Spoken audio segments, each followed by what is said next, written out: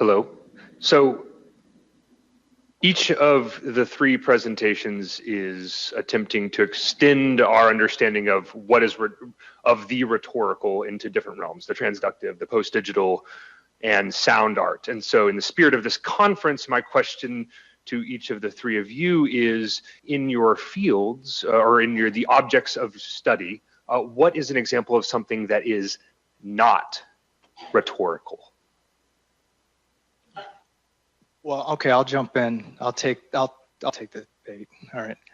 I don't think it's a question of whether something is or is not rhetorical, which I know is the beginning of what might seem like a slippery way out. But no, frankly, I think to me it's more an issue of suasive force.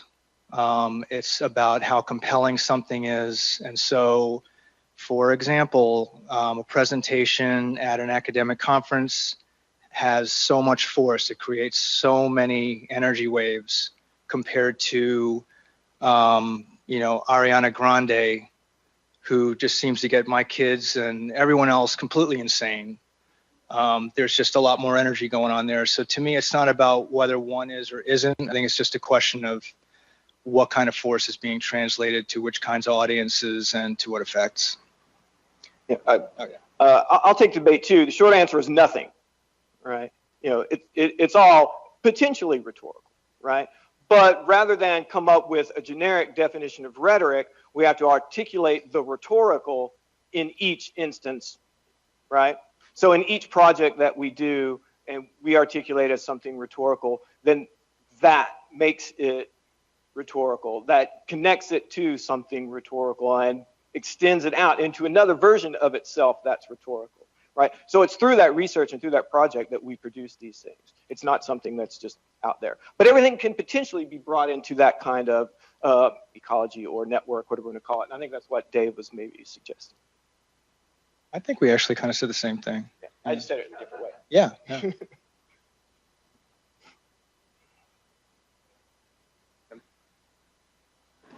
A quick question for Byron. You described these gestures as impulsive and sort of in terms of flows, right? And sort of not scripted or not sort of, right? But I want to push on that a little bit because in these ecologies, there's some sort of mimicry happening. There's some sort of citations happening of gestures, right? They're learned and applied and then remixed, reformed.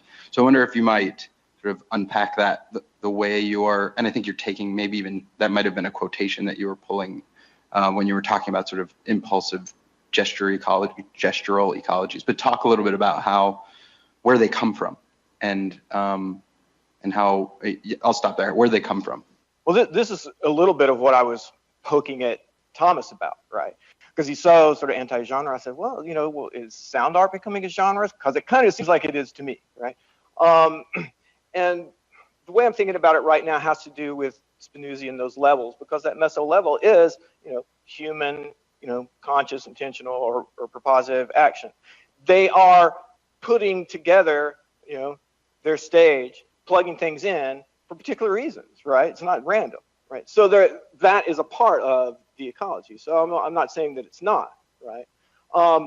But if you really watch this stuff, and in particular Thomas's group, it's straight up improvisational. They don't make records. Sometimes they'll record their performances, but it's always grounded in that moment. He has different people that he plays with, and they bring in different assemblages of materials and instruments and stuff like that. So every time it's different.